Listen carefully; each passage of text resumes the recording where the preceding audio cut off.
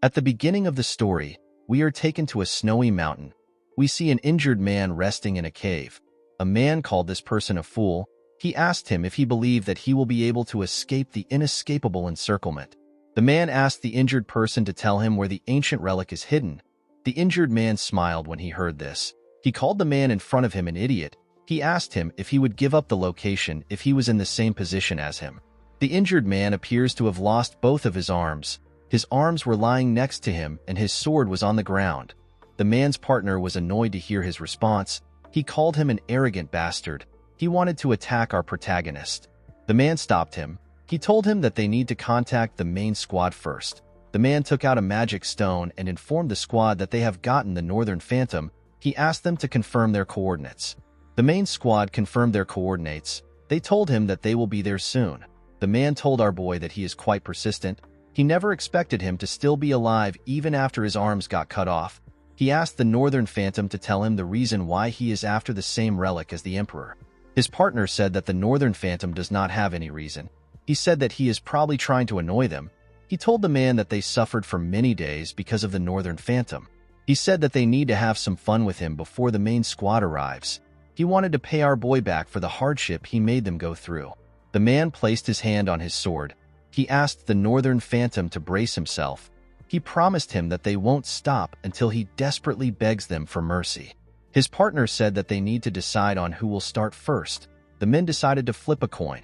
The partner said that he is going first if it is heads. While they were looking at the coin, the Northern Phantom picked his arm up with his teeth. He moved it close to his elbow. His arm began to repair itself. He told himself that he will not let things end without him doing anything. The Northern Phantom is the first failed awakener of the Draker household. His real name is Zeke Draker. Because he was born into the Great Dragon Slayer household with a body that can't use aura, he failed to awaken. This should have been impossible for a knight. He was treated like trash and chased out of his household. This is why he did everything he could to become stronger. The moment his arm got healed, he stood up and charged at the men at the same time. The coin just landed in the partner's hand. When he opened his hand, he saw that it was on heads. He was happy to see this. While he was smiling, Zeke beheaded him. Someone once told our boy that if all he pursues is strength, he will have nothing in the end. Zeke believed that this was some bullshit only said by the strong. He knew that those who are weak will be trampled on by the strong and what belongs to them will be stolen. This was the truth of this world. The man was shocked to see that Zeke killed his partner. He quickly took out his sword. The Northern Phantom turned around and charged at him. He destroyed his sword with a single strike and cut him down. The moment he did this, he sensed someone's presence. He used his right hand to pick up his other arm. He moved it close to his elbow and began to heal it.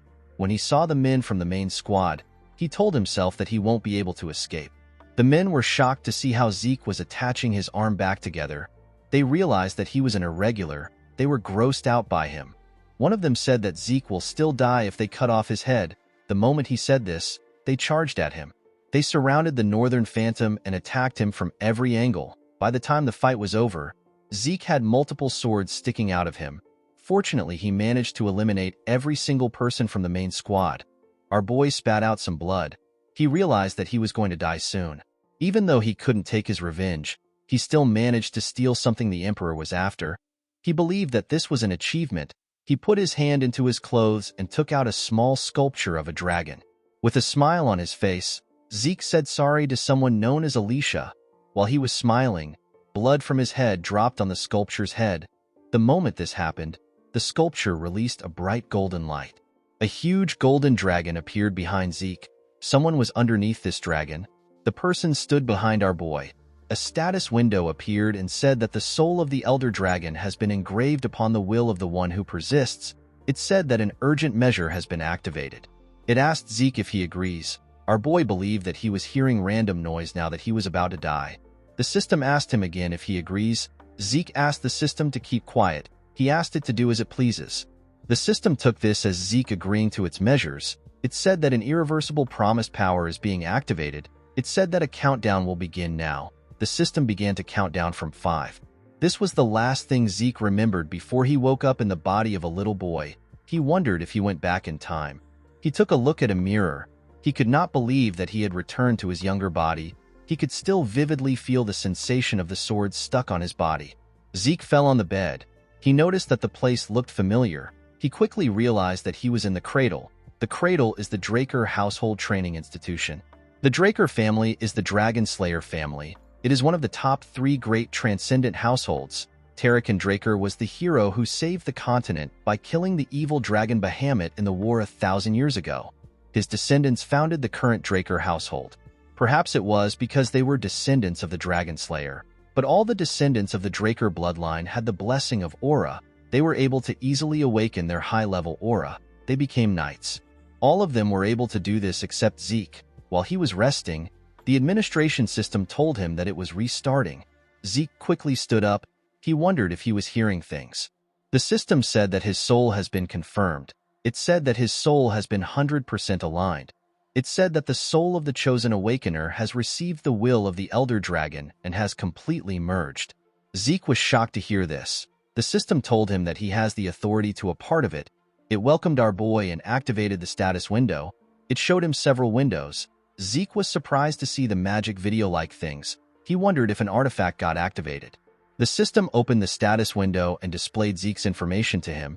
It showed him a low-rank administrator status window. It displayed his name. It showed his class, which was healer. His class was rare. The title he had was the one who received the blessing of the ancient dragon.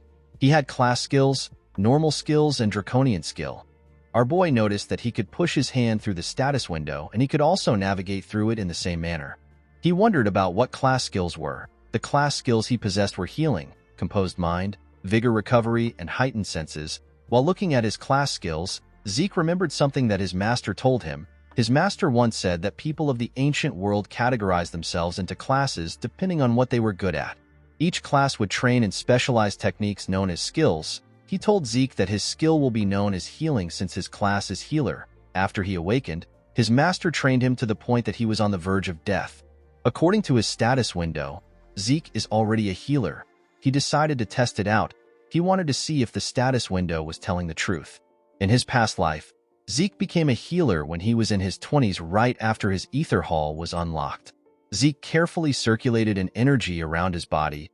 He was happy to see that his ether hall is already unlocked. Thanks to this, he was able to understand his situation. Even though his trained body no longer exists, he returned to the past with his skills and memories. Compared to who he was before his regression, Zeke was in a much advantageous position. In order to make use of the system, he needed to find out about the things at his disposal. Before he could carefully assess his status window, someone knocked on his door. The person referred to him as Master Zeke. He asked him if he can step in. Our boy began to panic. The man outside asked him to stop acting like he isn't inside. Zeke did not know what to do. He had not yet finished reading the status window. He wondered about how he was going to turn it off. The man opened the door and stepped into our boy's room. Zeke tried to ask him to wait. The man who appears to be his butler asked him about why he is not prepared. He asked him about what he has been doing. This man is Zeke's exclusive servant. His name is Decker. Zeke moved his hand around his status window. He noticed that Decker could not see his status window. He asked him about what he is supposed to prepare for. With a scary look on his face, Decker asked his master if he is really asking him this question. Zeke began to tremble when he saw the look on the man's face. He remembered that he was quite scared of Decker when he was young. Although he had the mind of a 32-year-old, he could still feel the fear that was engraved into his body.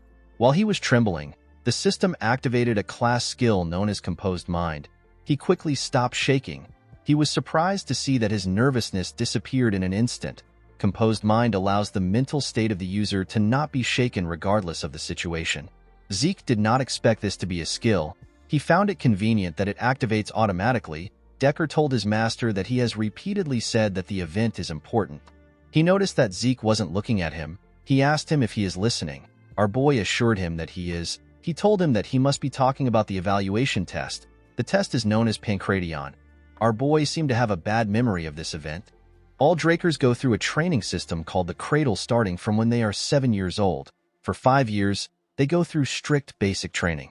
The instructors evaluate the incoming students each year through competitions of swordsmanship as well as combat of Pancration without rules. The opponents are chosen by the instructor, but there are occasions where the students choose who they want to fight. Both combatants must consent to the fight. Because there are no rules, There are people who come out of the fight with injuries. In some cases, some don't make it out alive. Because this competition is what chooses the class the students are placed into within the academy, the children have no choice but to fight with all they have. The scene shifts, and we see the students gathered at the training ground. Their instructor was speaking to them. He told them that this is the last part of their evaluation. The man is the head instructor. His name is Mark. Mark told them that they will start right away. He asked them to prepare themselves. The students accepted his order. While Zeke was standing in line, the other students spoke about the humiliation he faced last year. They wondered why Zeke would come there after facing such a terrible humiliation. They said that they would have ran away if they were him. The students questioned if our boy was really from the direct bloodline of the family. Zeke could not believe that they were openly speaking about him. A boy known as Aaron was asked to get on the stage. He and his opponent took a stance. Mark swung his hand and asked them to start the fight. Aaron charged at the boy. The boy saw Aaron's hand coming towards his face. He believed that he could dodge it. While he was distracted, Aaron used his leg to hit him on his chin. The boy fell to the ground. Zeke was not surprised to see how the boy lost. He believed that it was expected because the boy did not get into a proper defense position. Since the boy known as Gata was unable to fight again, the instructor announced that Aaron won the fight. Zeke could not believe that he was terrified of this stupid match when he was younger. The students were nothing to him. He yawned because he found the match boring. On the other side of the arena, a student watched our boy. With an evil smile on his face, the boy cracked his knuckles. The scene shifts and we see Zeke and his opponent on the stage. His opponent was the boy that was cracking his knuckles. The boy's name is Leon. The instructor asked the two of them if they are ready. They both said that they are. Zeke did not like the fact that his opponent was Leon. With a smile on his face, Leon asked our boy about why he is back. He asked him if he didn't get enough of his attention last year. Zeke remembered how he begged for his life from Leon when he was younger. The boy beat him up badly. He had to beg him to spare him. Our boy was not surprised to see that Leon was his opponent. The boy is always his opponent every year. He knew that Leon must have pulled some strings from behind the scenes. Our boy knew that his household would tell him that he needs to be able to overcome such dirty tricks in order to be a true dragon slayer. Zeke found this to be bullshit. He could not believe that this piece of shit was his cousin. In his past life, the 4 siblings of the direct bloodline never had the chance to meet. However, there were more than a dozen cousins who were more than willing to bully him. Leon commended Zeke for coming back out after getting beat up. He told him that he is really brave. He asked him if he did not learn his lesson because he is so inferior. The system activated the composed mind skill to calm our boy. He realized that it had been a while since he last heard his cousin's stupid insults. With a serious look on his face, he told Leon that he won't be nice if he calls him inferior again. Leon placed his hand on his head. He asked Zeke about what he is going to do. He called him an inferior piece of shit. The moment he said this, Zeke gave him a punch on his face. The attack pushed him back. When our boy punched his cousin, Critical Strike was activated. The skill inflicts critical damage on the enemy. It may be countered if the attack failed to hit the person. Leon screamed out in pain. Zeke took a look at his hand. He only wanted to knock Leon out. He did not expect a skill to be activated when he punched in his normal style. The instructor asked Zeke about what he is doing. He quickly ran to check on Leon. He told our boy that he attacked before he asked them to start. Zeke told Mark that no one says ready, set, and go on the battlefield. With a smile on his face, he said that the person who hits first has the advantage. Mark became nervous. He noticed that he could sense bloodlust from Zeke. Leon told the instructor that he is fine. He pushed himself up and asked Mark to begin the fight. With a look of anger on his face, he said that he will kill the inferior piece of shit. Zeke smiled when he heard this. He told his cousin that he is too stupid to learn his lesson. The instructor swung his hand and asked them to start. Leon quickly charged at our boy. When he got close to him, Zeke attacked him with multiple punches. Leon was able to block it by putting his guard up. He noticed that Zeke's punches did not have a lot of power to them. He was scared because of the punch our boy gave him earlier. He could not believe that Zeke's fist didn't hurt at all. He was certain that our boy was not a threat to him as long as his guard was up. The only thing he was cautious of was Zeke's left hand counter. When Zeke swung his left hand at his cousin, he dodged it by going low. He could not believe that our boy would use such an obvious attack. He grabbed his leg and tried to push him down. He called him an inferior piece of shit and asked him to die. Before he could push Zeke down, he felt some pain in his head. He quickly moved back. The instructor was shocked to see what just happened. He could not believe that a 12-year-old had this level of combat sense.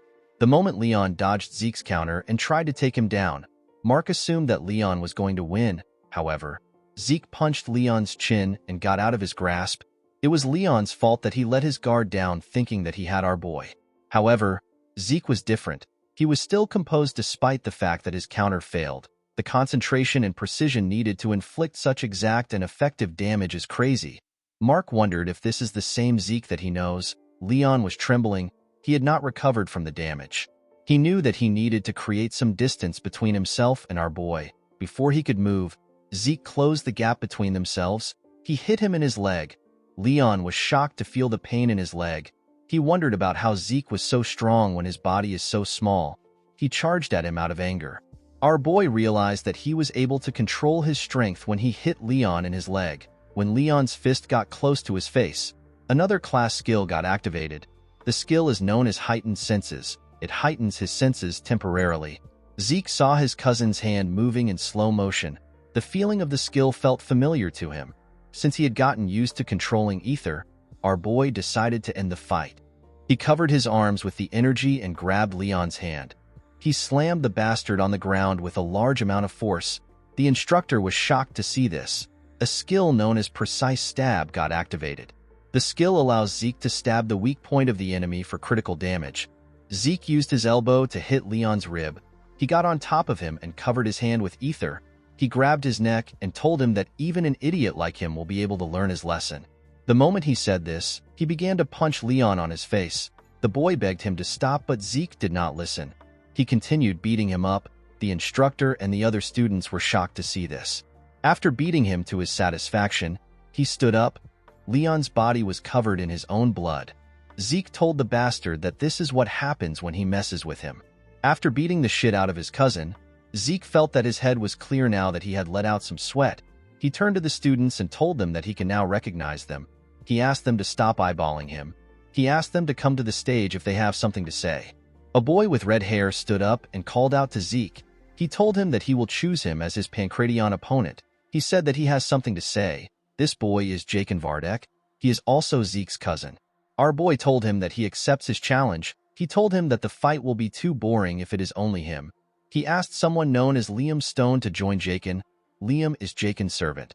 The boy was annoyed to see that Zeke asked his servant to join him. With a smile on his face, our boy told Jakin that it is now a fair fight. Jakin asked him if he just insulted him. With a bright smile on his face, Zeke called him a dumbass and told him that he did. Jakin was enraged by our boy's words. He promised to beat him to death. He and Liam went to the stage. The instructor asked Zeke to not do anything until he asked them to start. Our boy asked him not to worry about it. Zeke smiled when he saw Liam. He found it interesting to see the mercenary king again. In his past life, Liam joined the cradle and the academy as Jakin's servant. But because he was a distant relative, he was left behind in education. He begged to join the higher education of the academy known as Valhalla. He eventually ended up joining the Knight Order of a small nation called Baranon. Once Baranon fell, Liam became a mercenary. In those chaotic times, people flocked to the strong. With his long tenure as a mercenary, he became a Red Knight and started his own stone mercenaries. He united the three largest mercenary groups and was soon called the Mercenary King. As the Empire hired the stone mercenaries, Liam entered the Continental Wars. Our boy and the Northerners faced Liam as a foe. Zeke smiled when he thought of this. He realized that their relationship can be different in this life. The moment he thought of this, Mark asked them to begin. Jakin quickly charged at our boy. He attacked him when he got close to him. To the idiot's surprise, Zeke caught his fist. With a scary look on his face, he reminded the boy that he asked him to fight with Liam. Jakin took his hand back. He told Zeke that he will not play along with his cheap tricks. He quickly used his leg to attack our boy. He felt a large amount of pain in his leg. He quickly moved back. Zeke covered his elbow with ether and used it to block the attack. He advised his cousin to look properly before attacking. The pain in his leg was quite much. He wanted to take a look at it. The moment he looked at his leg, Zeke charged at him. He asked him if he is looking away. Jakin quickly put his arms up to block the attack. Immediately he did this. Zeke told him that he is too scared. He hit his injured leg when he said this. He told Jakin that he couldn't even predict this feint. He told him that this is the reason he asked them to fight together. He moved to his side and gave him a heavy punch on his ribs. Jakin spat out some blood. With a smile on his face, Zeke told the idiot that he is not enough alone. Jakin called out to Liam. He asked him to kill our boy. Liam took out a cloth and wrapped it around his arm. Zeke could not believe that this huge boy was also 12 years old like them. The most annoying thing about fighting Liam is his insane reach. Zeke knew that he won't be able to do anything if he lets Liam attack first. He realized that he needed to take the lead. He quickly charged at him. He launched several punches at him, but the boy managed to block them with his arm. A skill known as Slash got activated. It launches a barrage of attacks at the enemy. It allows Zeke to interfere with their sight. Our boy's attacks got faster. It was leaving after images everywhere. The other students were shocked to see this. They did not know what they were looking at. Even Mark was shocked. He knew that the students would be curious because they have never seen anything like this before. The technique Zeke was using was the Northern Fist fighting technique from the Midlands, a place where swords dominate. He wondered about how Zeke knew this technique. While he was attacking Liam, he began to breathe heavily. He realized that his body was really bad when he was younger. He could not believe that he was already tired from using this simple technique. Aside from this, Liam's monstrous physique was also a problem for him. He did not attack, neither did he dodge. He was simply taking it all in with his guard up. Zeke remembered that Liam was more aggressive in his time as a mercenary. Unfortunately for Zeke, his body was reaching its limit. He clenched his fist and gathered a large amount of ether. He wondered about how strong Liam's body is. He decided to take him down through his guard. He charged at Liam. To his surprise, the boy dodged his attack this time. He could not believe that Liam actually dodged the attack even though he can't see ether. Zeke realized that everyone in this place has some insane level of sense. Liam grabbed his hand and raised him up. He wanted to slam him on the ground. Before he could slam his body, Zeke hit him on his head and broke free from his hold. While he was above him, his heightened senses activated. He grabbed Liam's hand and moved to the ground. He locked his hand down and put his leg on his neck to choke him out. Zeke believed that no one can last without oxygen in their brain. While he was choking him, Liam began to attack fiercely. He punched him in his ribs. Zeke spat out some blood. He did not expect Liam to be this crazy. He decided to see who will come out on top. He held on to Liam. The boy did not give up. He continued to punch our boy. Apart from a single student, the rest felt disturbed by the sight they were seeing. Even Mark was nervous. Eventually, Liam's body gave out and our boy won the fight. The girl who was happy to see them fighting said that she expected this much from Zeke. With a smile on her face, she said that it will be worth it to take our boy down. The scene shifts and we are taken to Zeke's room. Decker was in the room with him. He heard that his master was greatly injured. He asked him if he is all right.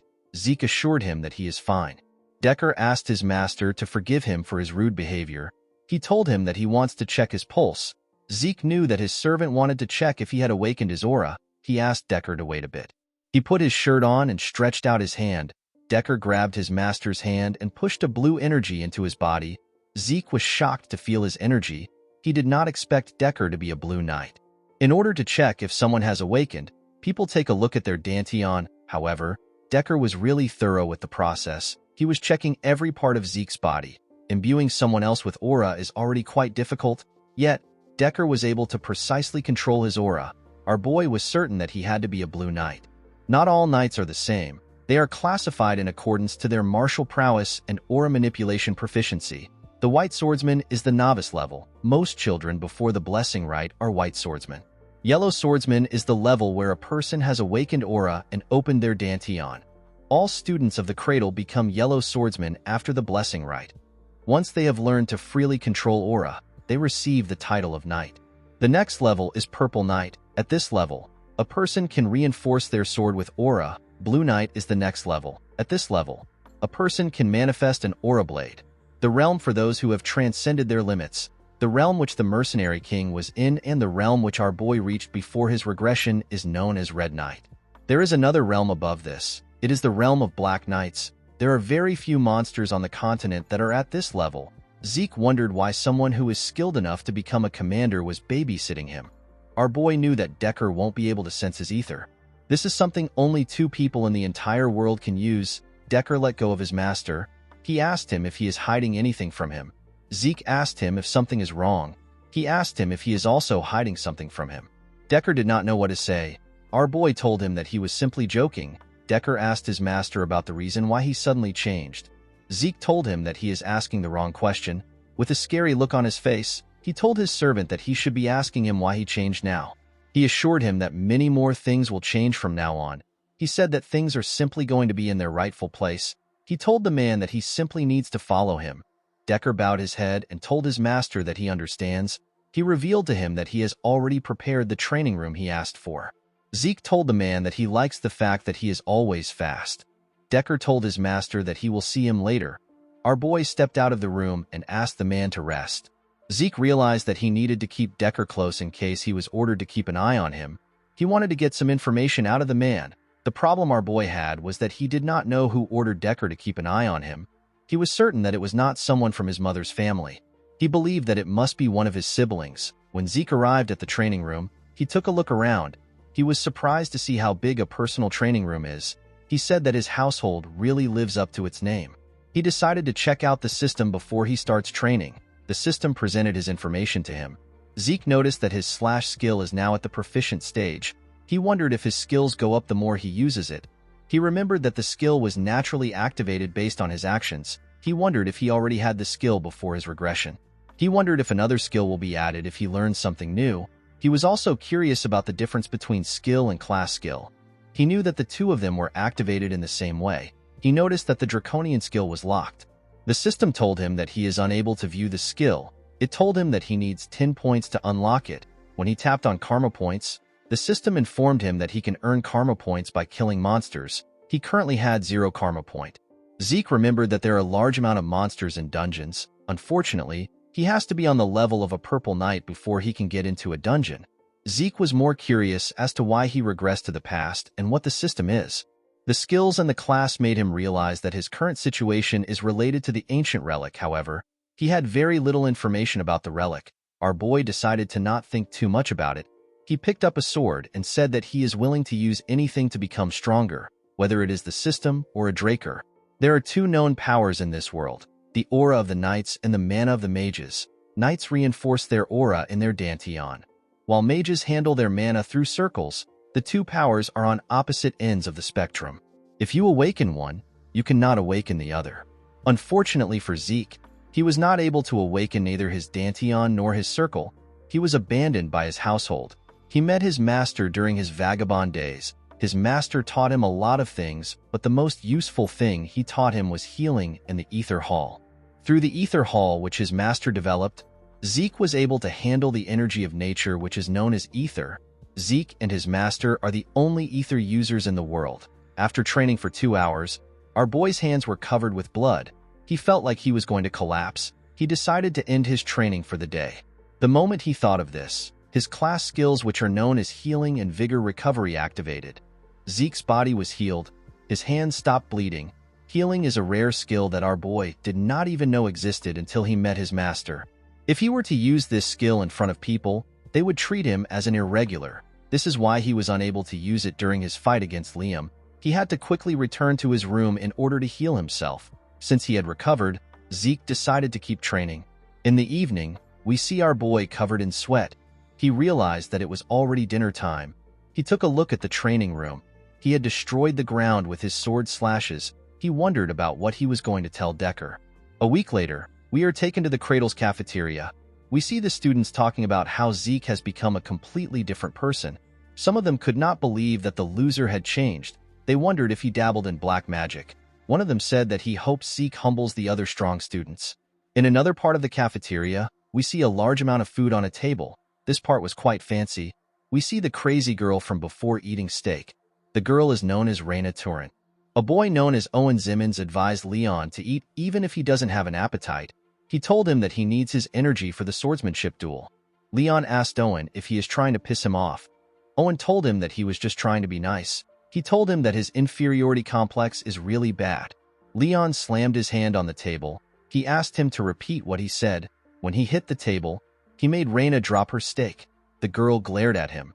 The boy became nervous when he saw the look on her face. Jakin asked the group about what they're going to do. Although he didn't mention Zeke's name, they all knew that he was talking about our boy.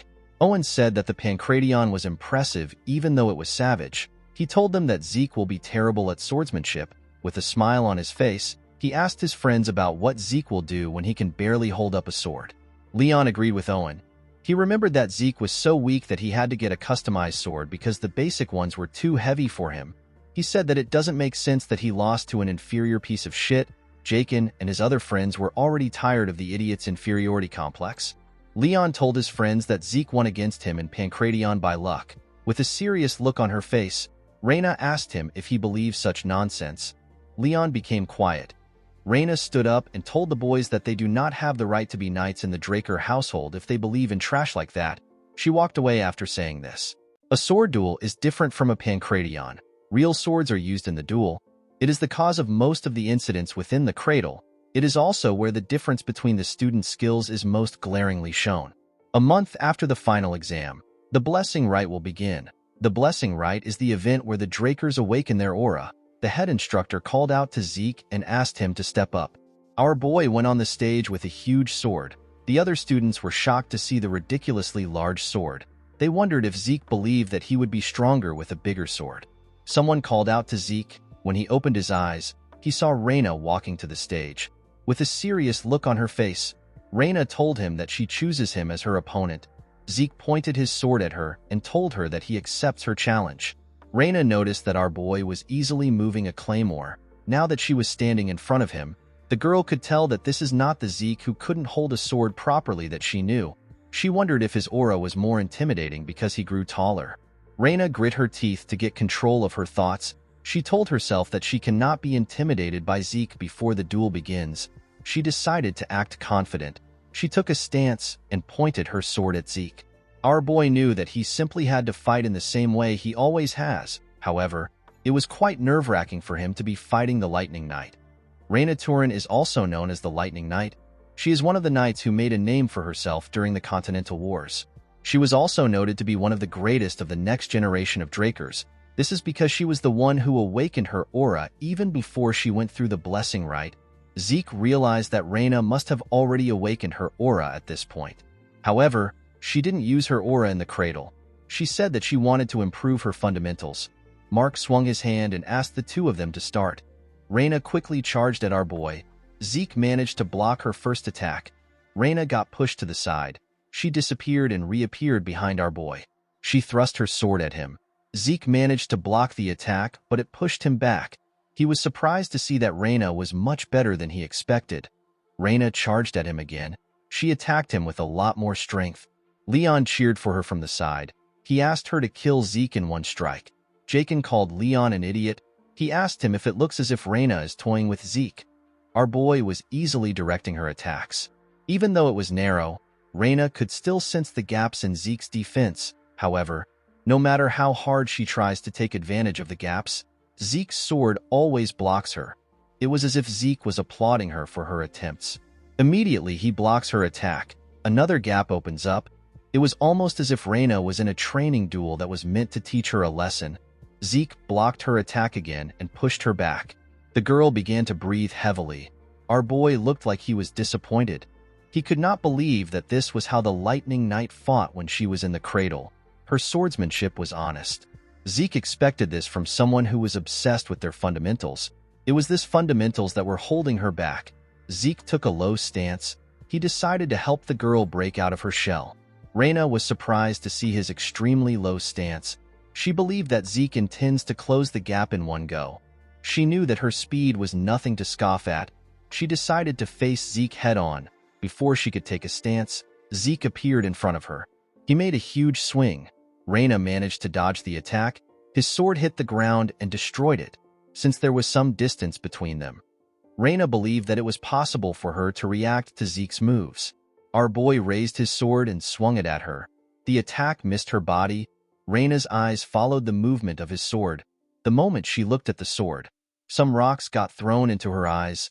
Zeke was able to raise the rocks when he lifted his sword from the ground.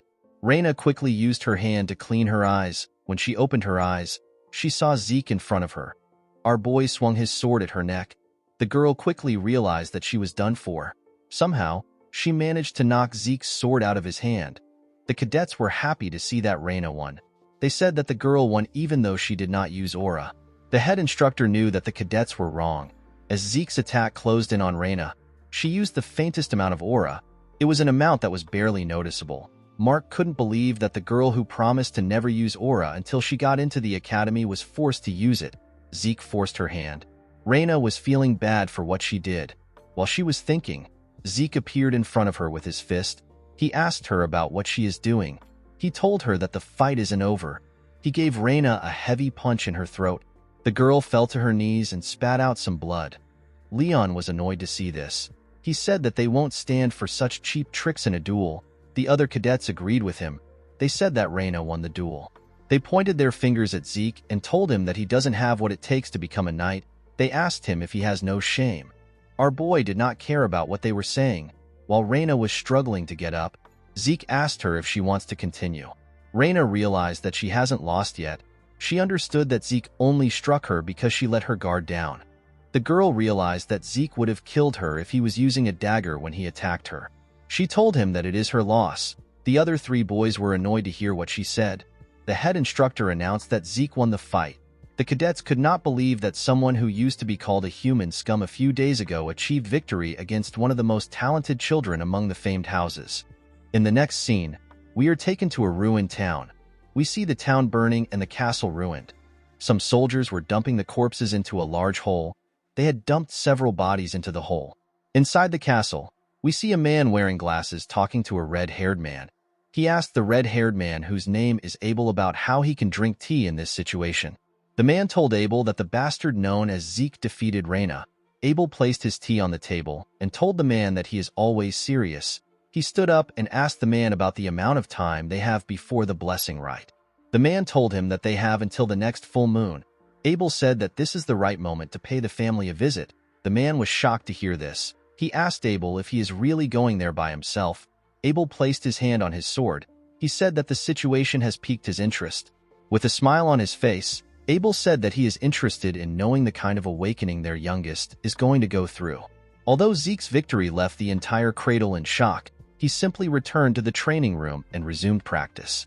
A month later, we are taken to the day of the blessing rite. Zeke was in his training room. He used a cloth to clean his sweat. He wondered about how he became a red knight in his previous life with this terrible body. He opened his status window to see the state of his skills. Zeke noticed that once his mastery surpasses the expert level, the skill ranks up and resets. Our boy managed to raise the mastery of his swift steps. This was a skill he gained during the duel. While he was looking at his status window, Zeke asked Decker about what he wants. The man was at the entrance. He informed Zeke that they will be leaving in 2 hours. Our boy told him that he will join him soon. He asked him to get everything prepared. In the next scene, we see the students in carriages. They were all going to the same place. While he was inside the carriage, Zeke realized that it had been a while since he was at the main estate. The estate belongs to the Draker family, and it is situated in the Duchy of Troy. Although the family's main residence is located in the heart of the continent at the Four Seasons Fortress in the Midland, the blessing rite must be held at the main estate where the legend of the Dragon Slayer began. The main estate is known as the Dragon's Nest Lair. The cadets gathered inside the building. While looking around, Zeke realized something. All the onlookers were famous people that you hear about from the Continental newsletter.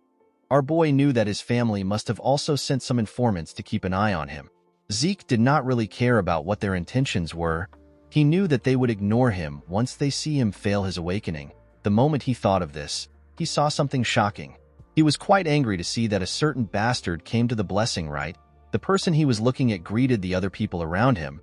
The person was asked about why he came to the blessing rite. He was asked if someone in the class caught his eye.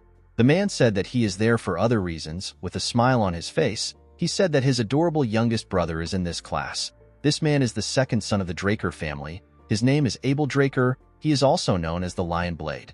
Zeke glared at his elder brother. He referred to him as the Butchering Knight. He quickly turned his head away. He knew that there was nothing he could currently do to Abel. Zeke knew that Abel would have never come to see him during the blessing rite in his past life. He wondered if his actions changed the future. Our boy clenched his fist. He realized that this might be his chance to achieve something. The head instructor announced that they will now begin the blessing rite. He asked the cadet known as Aaron to step out. The boy moved close to a huge bowl containing some glowing water. Behind the bowl was a large knight statue. Aaron placed his hand into the water. He reached out to a pin in the water. He allowed the pin to prick him. The moment his blood got mixed with the water, the water released some energy that flowed into Aaron's hand. The energy moved into the boy's body and began to circulate inside him. Through the blessing rite, every member of the Draker bloodline awakens their sealed aura when it is time for them to graduate from the cradle at 12 years old.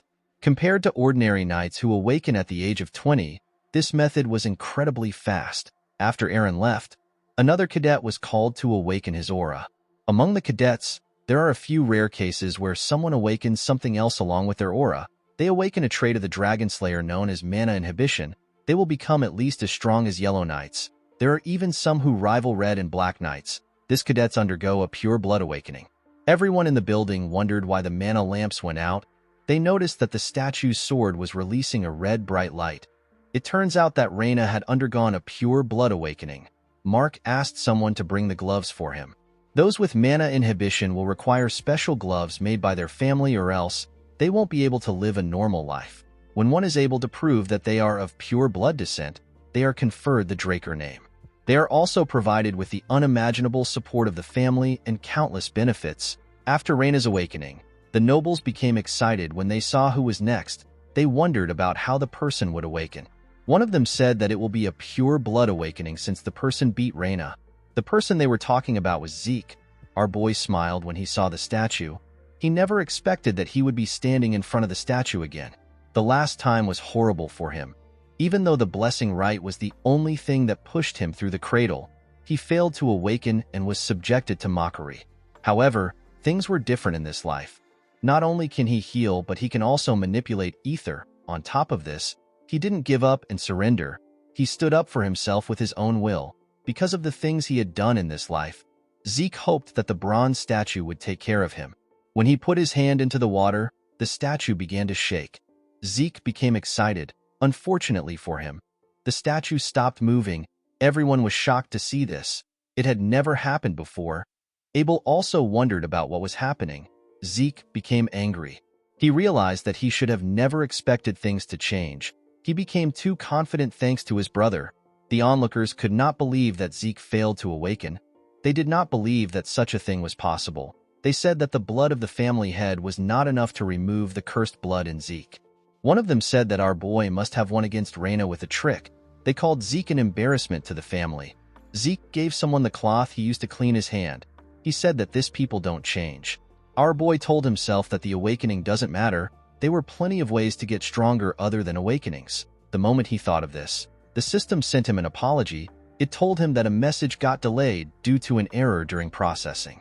Zeke did not understand what the system was talking about. The system explained to him that necessary information has been found missing from the identification terminal during class identification. It said that class information has been input using its authority. Our boy wondered about what the system meant when it said that information has been found missing. The system informed him that the class information input is complete. It told him that the terminal has identified his talent as a healer. It said that his class has been unlocked. Zeke obtained a rare class. He quickly turned around. He saw the statue release a red light. Everyone was surprised to see that Zeke had a pure blood awakening. The system appeared in front of Zeke again. It told him that the terminal has made a connection.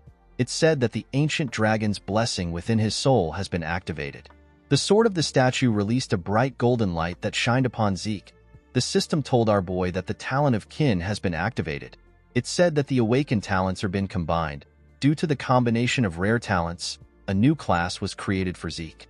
Our boy was surprised to hear that a new class was created for him. It was a unique class. The class is known as Immortal. The nobles did not know what was happening. They had never seen a golden light before. They did not know if they were to call this a pure blood awakening. Zeke was not surprised to see that they had some doubts. He knew that this doubts will work against him if he says anything. One of them said that the mana lamp was fine. He asked if the statue is broken. While the nobles were talking among themselves, Abel clapped his hands. He asked them about why they are all acting so serious. He told them that they got 2 pure blood awakening in one batch. He said that this is something to celebrate. The nobles became nervous when they heard this. They all smiled and said that Abel is correct. They said that it is a blessing for them. Abel ordered someone to get some gloves for their newest member. When Zeke wore the gloves, he noticed that it was quite hefty. When he moved away from the statue, another person was asked to step out. Abel smiled as he watched his brother walk away.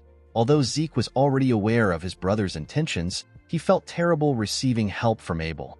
After all the cadets had awakened, Mark announced that the blessing rite has come to an end. He said that a celebration party will be held soon. He asked them to enjoy it. Zeke did not care about the party. He wondered if there was a training room somewhere in the building. On his way out, someone called out to him. Our boy was shocked to hear the person's voice. He did not expect the person to approach him.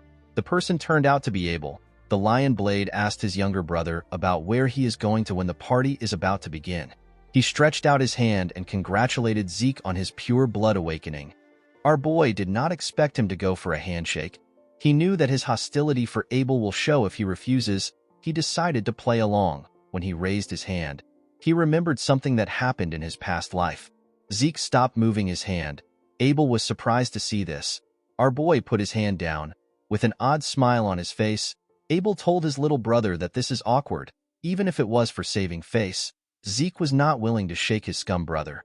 Abel told him that it is fine. He said that he will settle for seeing his face. He tapped Zeke on his shoulder and told him that he will see him again, with a look of anger on his face. Zeke said that he will see him too. At the party, the nobles rejoiced at the fact that they experienced two pure blood awakening. One of them said that Zeke's golden light was quite shocking.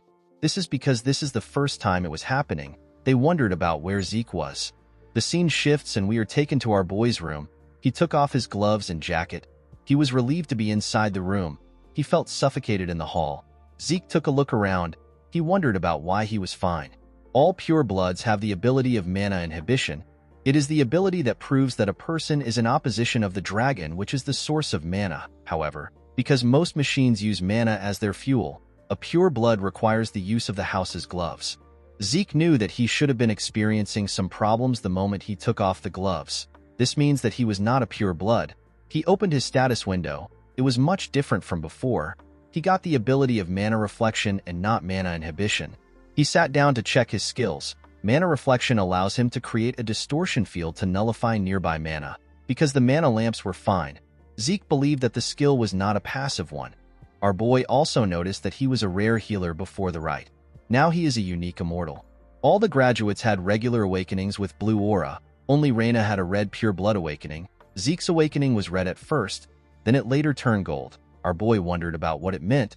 He remembered that the system said that the classification terminal lost critical information. He wondered if the bronze statue was the classification terminal. As soon as the system put in the information, the halted bronze statue began to emit a red light. When he remembered this, Zeke understood what happened.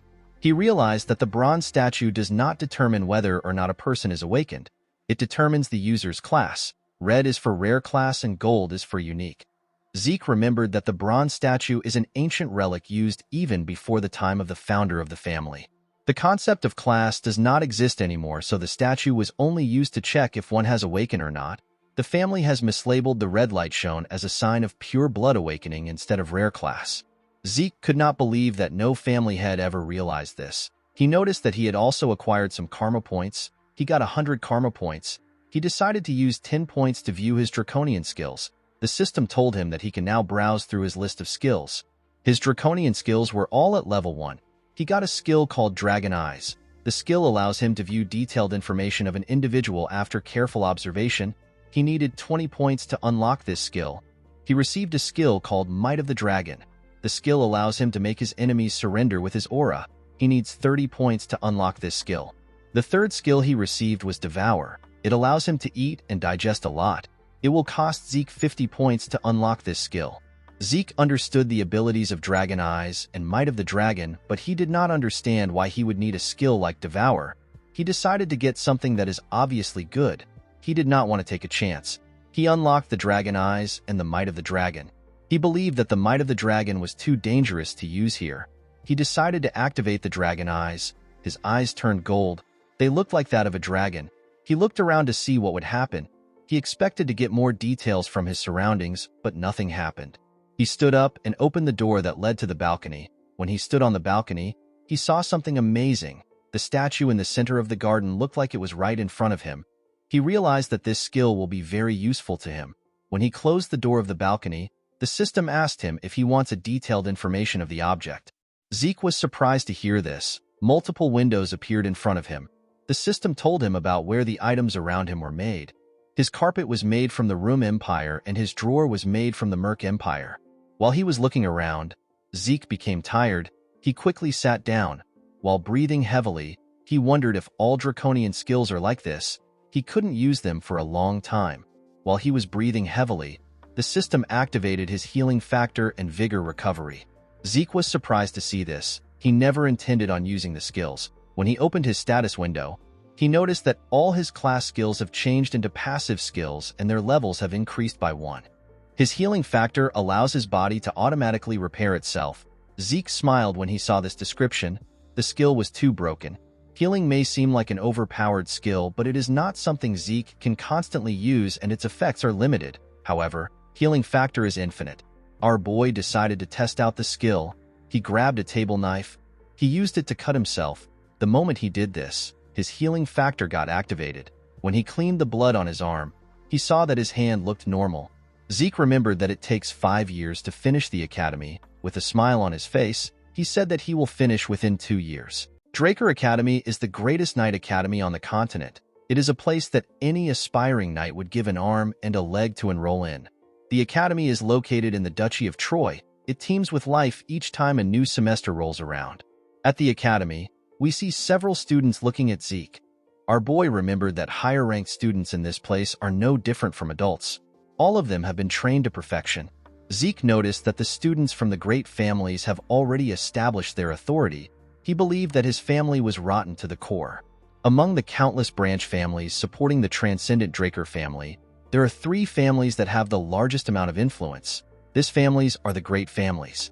The Turin of Strength, which is Reyna's family, is the first one. Zimmons of Wisdom is the second family, and the Vardek of Gold is the third family. Zeke decided to ignore the great families. He believed that he had nothing to do with them. He went to his dormitory. Our boy was given a high-class dormitory in the Platinum Mansion. Zeke was given a dormitory in this place because he is a pure blood. The Platinum Mansion is a dormitory furnished with a training hall, a library, and various kinds of facilities. It is only open to the highest-ranked students. Even those from the cradle can't easily get inside. Pure-blood awakeners like Zeke and Reyna are given the special privilege of a floor master. They are given an entire floor at the top of the building. These floors are known as the Platinum Floors. When Zeke went into the building, a maid welcomed him. She told him that she has been expecting him.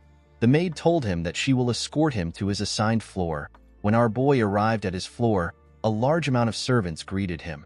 Zeke felt like this was too much. He believed that no student deserved this kind of treatment, even if they are purebloods.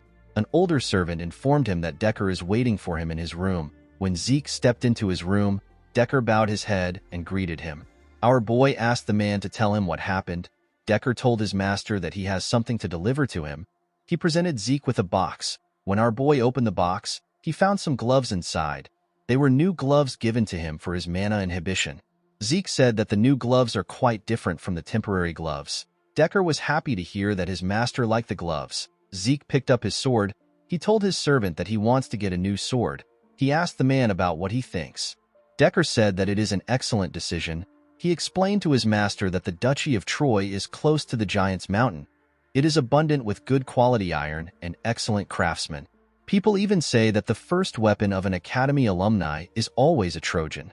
Decker assured his master that he will find a decent craftsman. Zeke asked him not to worry about it. He said that he already has someone in mind. He wrote the person's name in a paper. With a smile on his face, he told Decker that he will meet the person himself. He asked the man to set up an appointment for him.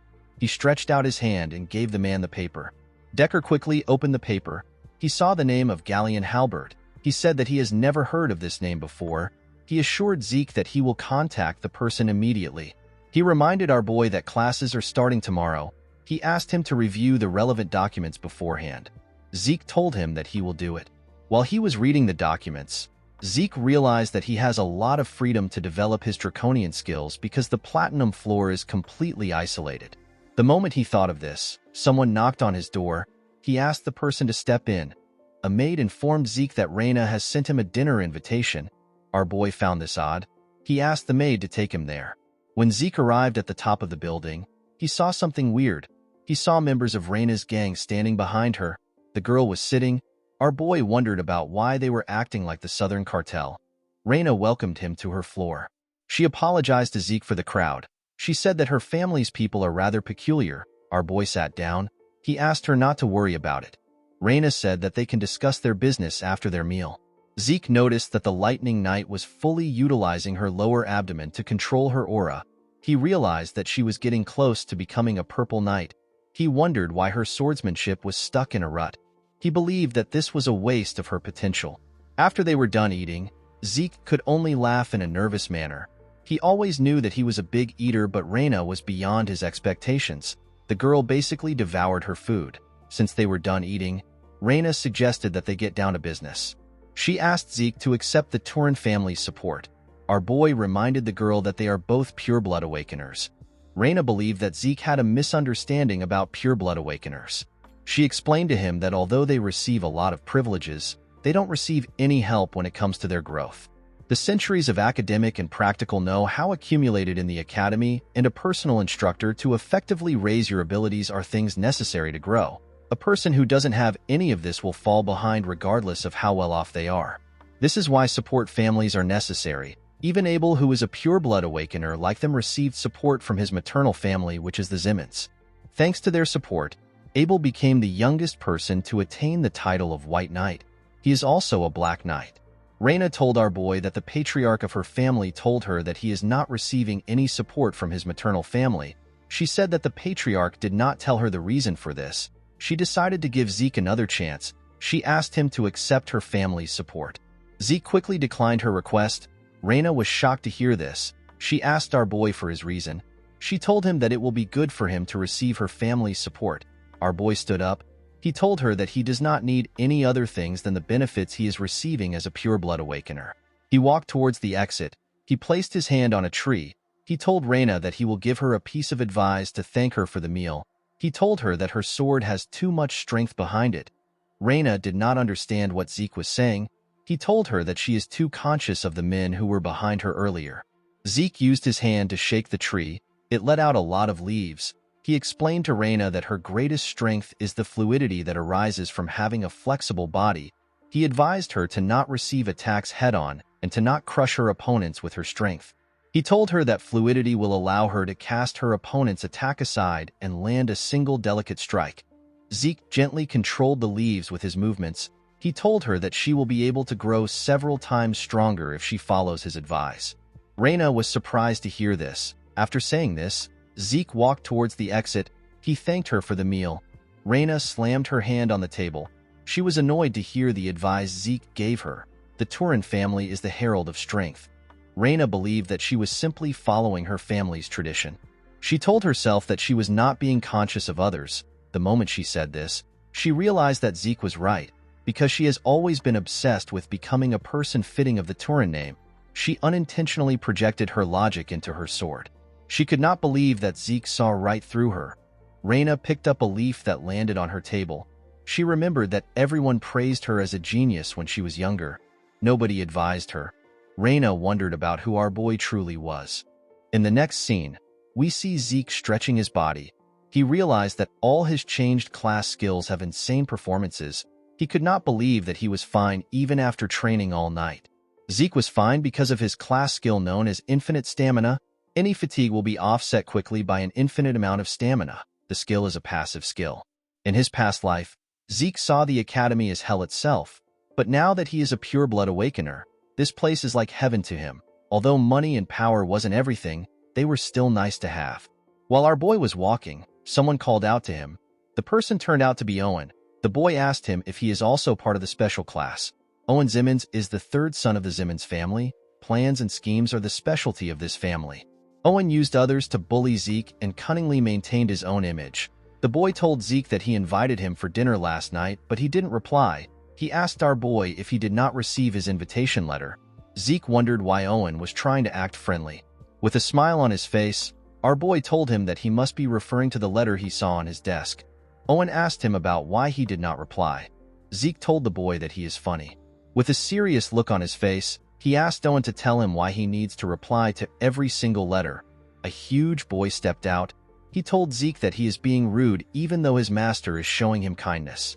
Zeke asked the boy for his identity. The huge idiot laughed. He could not believe that Zeke didn't know him. He said that those from the cradle aren't worth much. Our boy immediately understood that he was talking to an idiot. He turned around and told the boy that he understands he is trying to look good in front of his master. He asked him to remember who he is talking to. Before Zeke could leave, the idiot attacked him. Zeke managed to block the attack with his hand. The attack pushed him back. From the attack he received, Zeke realized that the high-ranking students are capable of basic aura manipulation. The huge idiot introduced himself as Durbin Roswell. He is also known as Durbin the Mighty Tree. He told Zeke that he will be teaching him some manners in place of his master. Our boy smiled when he heard the idiot's name. He could not believe that a cadet who isn't a knight has a pseudonym. He charged at Durbin. He called him a joke. Zeke gave the idiot a heavy punch on his stomach when he got close to him.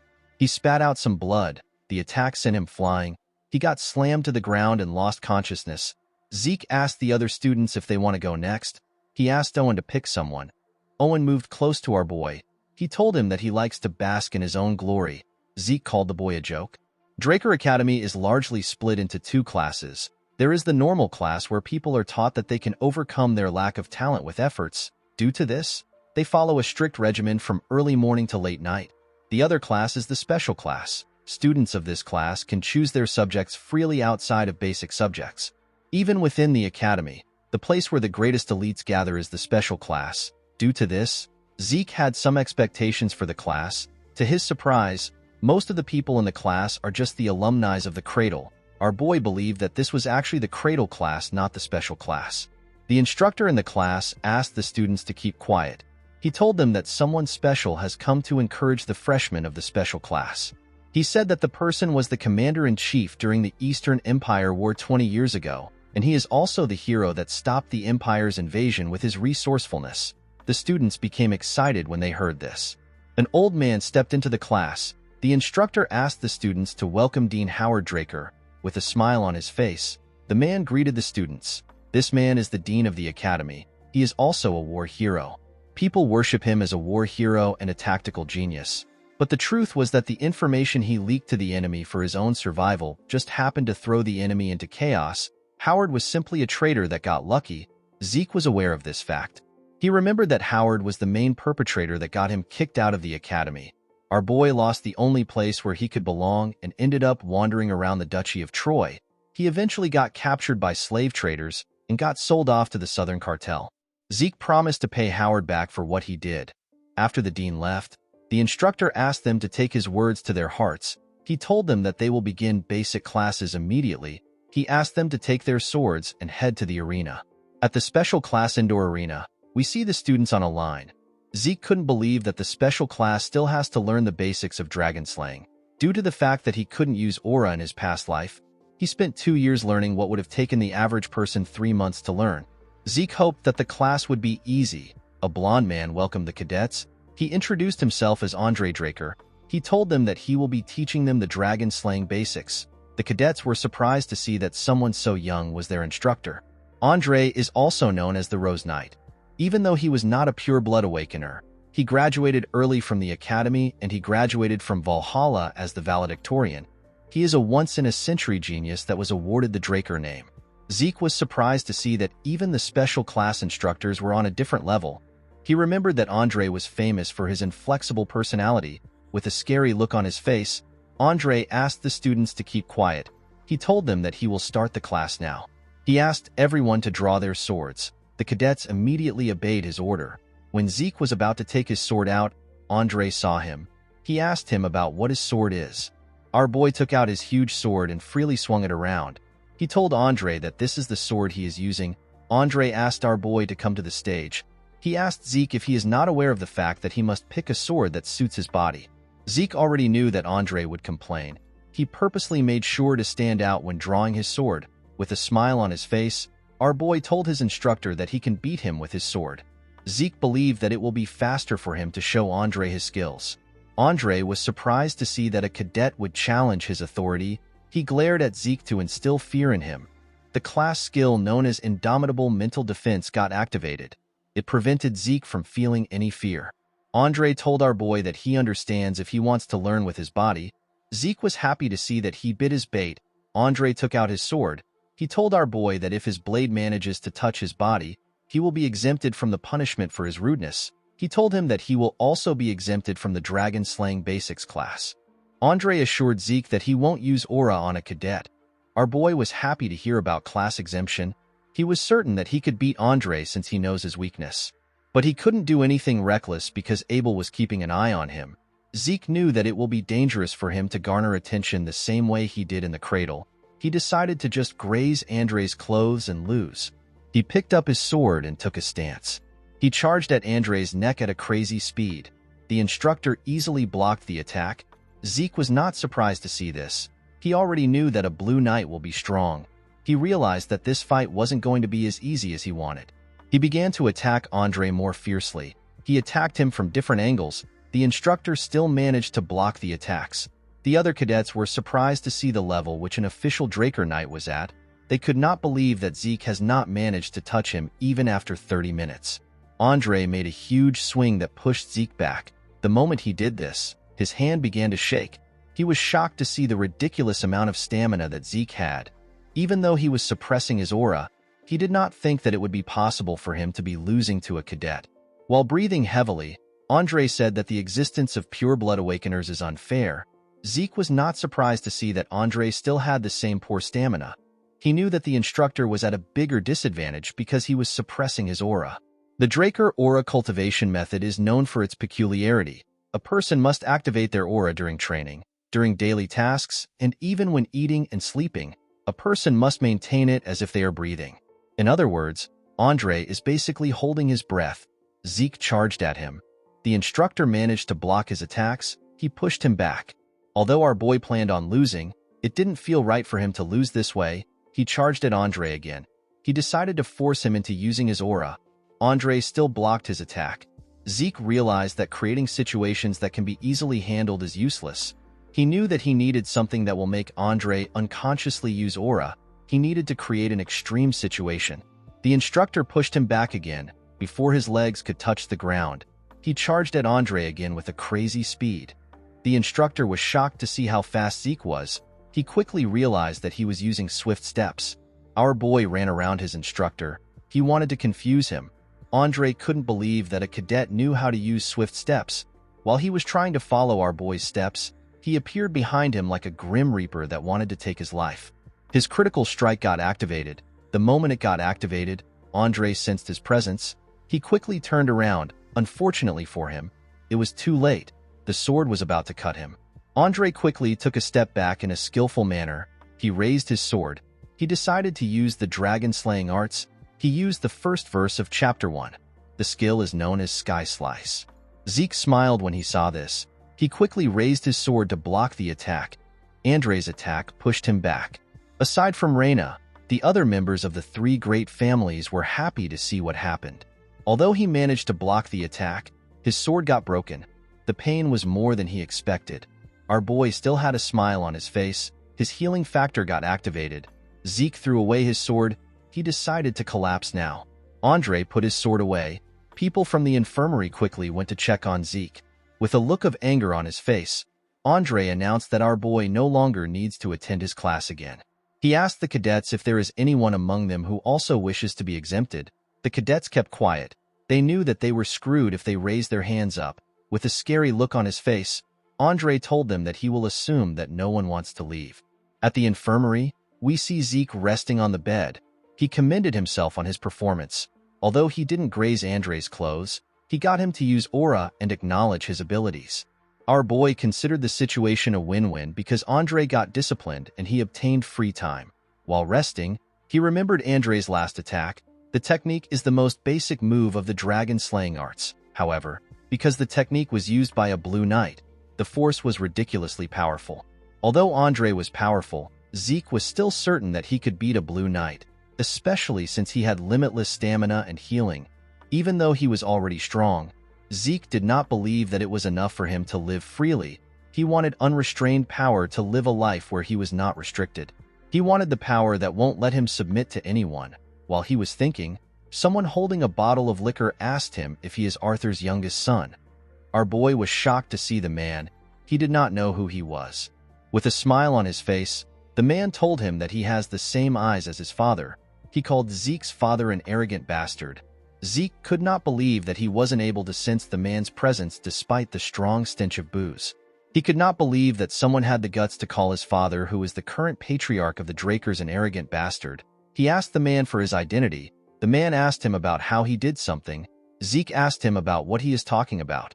The man chugged a large amount of booze. He asked our boy to stop feigning ignorance. He reminded him that he was inflicted with an internal wound. With a smile on his face, he asked Zeke to tell him how he instantly got healed. Zeke was surprised to hear that the man has found out about his healing factor. The moment he thought of this, his indomitable mental defense got activated. Our boy became calm. He realized that it was impossible for anyone to know about healing in the academy. He grabbed his bedsheet. He told the man that he does not know what he is talking about. The man could not believe that Zeke was still keeping up with his charade. He swung his hand at our boy. Zeke managed to react and dodge the attack. The man's hand cut through the pillow and the bed. Our boy assumed that the man was an assassin. He quickly threw the bedsheet at him. It covered the man's face. The man said that our boy has some tricks. Zeke grabbed his sword. He quickly activated his swift steps, his precise stab, and his critical strike. He charged at the man. His instincts were telling him that he will die if he does not kill the man now. To his surprise, the man stopped his sword with his hand. He commended our boy on his ability to adapt to the situation. He pushed Zeke's sword down. Our boy could not even move it. With a smile on his face, he told Zeke that he fights like a mercenary. Our boy was shocked to hear this. He wondered about who the man was. He quickly stepped back when he heard this. He wondered about why the man called him a mercenary. He wondered if the man knew something about his past life. The man played with Zeke's sword. He found it odd that a Draker abandoned his sword and stepped back. He threw Zeke's sword back to him. He told him that he is better suited to be a mercenary than a knight. Our boy caught the sword. Zeke felt something that he only felt from his master. He became certain after having a brief fight with the man. Our boy felt the overwhelming gap between their abilities. It was to the point where this man could kill him anytime he wanted. Zeke was certain that this man was at least a red knight. The man realized that our boy was using a claymore from the basic supply of the cradle. He told Zeke that he is talented. He asked him about why he is using such a weapon. The moment the man asked his question, someone opened the door. The person seemed to have been searching for the man. The person turned out to be Andre. Zeke wondered why the instructor came there. Andre referred to the man as Garden Keeper Dexter. Our boy was surprised to hear that the man was a garden keeper. The man referred to Andre as a leech-like bastard. He asked him about how he knew he was there. Andre told him that he saw him at the training ground. The man was annoyed to hear this. He realized that Andre is quick-witted. Andre asked Zeke to leave since he is done getting his treatment. Our boy quickly went to the door. Before he left, the man asked him to visit the Academy Western Greenhouse if he has some time. He told him that he will teach him something useful. Zeke declined the offer and stepped out of the room. The man was annoyed to hear this. He told our boy that he has the same personality as his father. Our boy closed the door. He could not believe that the man was pretending to be a garden keeper, someone who has the rank to call the current patriarch by his name. Zeke remembered that this man is the one who only had one disciple throughout his life. Andre was his disciple. This man is Duke Draker. He is also known as the Gale Knight. He is one of the Black Knights who have the martial power to go against a whole kingdom alone. Duke was quite the talk of the town in the past. He suddenly disappeared one day. Zeke could not believe that Duke was living a secluded life at the academy. He realized that this must be the reason why Andre came to the academy. Our boy remembered hearing a rumor that Duke obtained Black Knight status simply because he likes the color black. Right now, Duke is showing some interest in Zeke, however. Our boy was not interested in receiving light teaching due to a simple interest. He wanted to learn Duke's secret move. He promised to change the man's interest into tenacity. In the next scene, we are taken to a classroom. We see an instructor explaining things to the cadets. This man is the Academy's magic theory professor. His name is Fannin. Fannin asked the cadets if they know the next step to what he is teaching them. None of them replied. They were all bored. Fannin decided to just explain it himself. Before he could say anything, Zeke told him that the person will take damage due to resistance. He told the man that he does not understand the mana transfer energy law he mentioned earlier. Fannin was extremely happy to see that a cadet was listening to him. Zeke wondered about why he was staring at him. He called out to his professor. Fannin apologized to him. He told him that this is the first time he is getting a question. He quickly began to explain. When the class was over, the cadets quickly stood up. They did not understand why they were learning magic theory at a night academy. Zeke noticed that the lecture was quite easy to understand. He realized that his professor was not an ordinary mage. Before he could leave the class, someone called out to him. Zeke turned around and asked Fanon if something is wrong. While breathing heavily, the man said that everything is fine. He explained to our boy that this is the first proper class he has had in a while thanks to him. He asked Zeke to come to his research lab if he is ever curious about anything. He revealed to our boy that he is a Delphoa Magic University Scholarship alumnus. He assured him that he knows a lot of things. Zeke was surprised to hear this. He knew that the man wasn't an ordinary mage, but he did not think that he will be an alumnus from Delphoa, the nation where magic originated from. He told the man that he understands. Fanon waved to our boy as they left the classroom. Zeke gently smiled at him. He believed that it would be good for him to get closer to a mage. Mages who are good at math are usually flexible thinkers. Our boy believed that this mages are better suited as colleagues than stuffy knights. He decided to test Fanon to see if he will be useful. The moment he stepped out of the building, he saw something odd.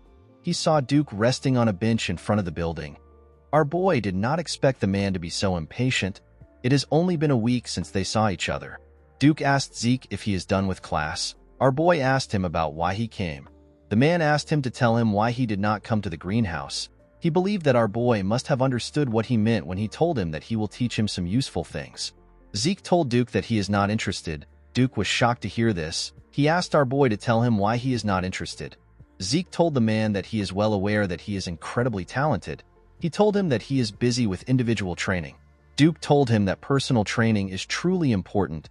The moment he said this, he appeared behind our boy. He asked him if this is the answer he wanted to hear. Before Zeke could react, Duke used his hand to knock him out.